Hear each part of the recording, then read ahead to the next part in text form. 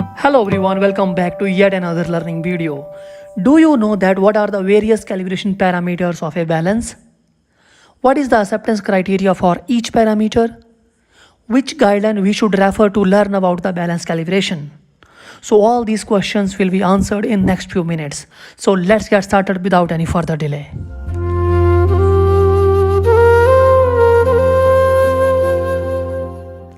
A typical balance is calibrated with the help of 5 calibration parameters. Those are number 1 repeatability, number 2 accuracy, number 3 sensitivity, number 4 linearity, and number 5 is eccentricity. So these are the 5 main calibration parameters of a balance which are used globally by all the pharma companies.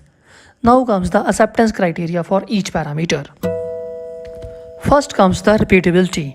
The acceptance criteria for the repeatability is not more than 0.10%. Then comes the accuracy. The acceptance criteria for the accuracy is plus or minus 0.10%. Then comes the sensitivity. The acceptance criteria for the sensitivity test is not more than 0.05%. Then comes your linearity, and the acceptance criteria for the linearity is not more than 0.05%. And finally comes your eccentricity, and the acceptance criteria for the eccentricity is not more than 0.05%.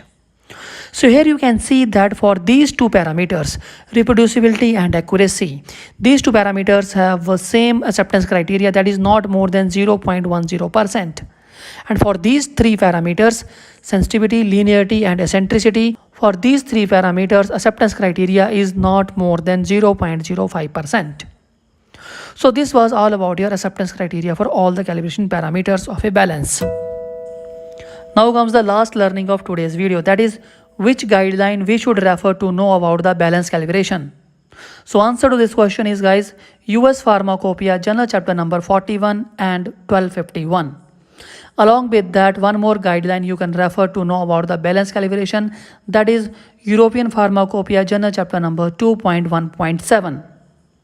If you will read USP Journal chapter number 41 and 1251, then you will come to know that few of the calibration parameters are covered in Journal chapter number 41, whereas few calibration parameters are covered in Journal chapter number 1251.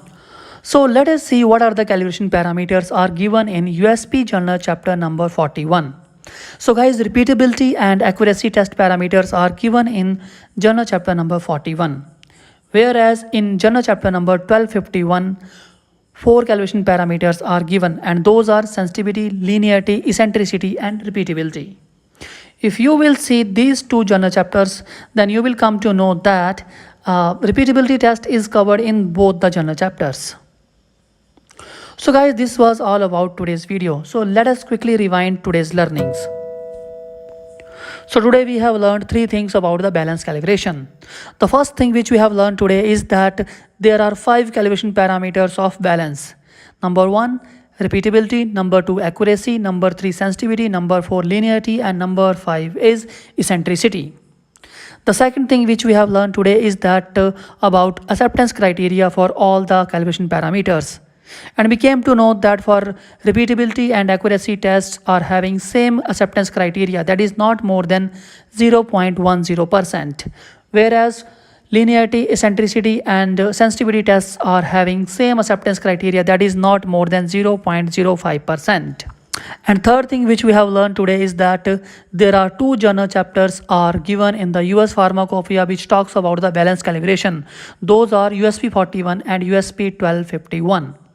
Along with that, we also came to know that in European Pharmacopoeia Journal chapter number 2.1.7 talks about balance calibration. So guys, this was all about today's video. Hope you have learned something new today. Before winding up, let me tell you one thing, that we will be decoding all these USP journal chapters in upcoming videos. Till then, stay tuned to PharmaPail. Bye bye and happy learning.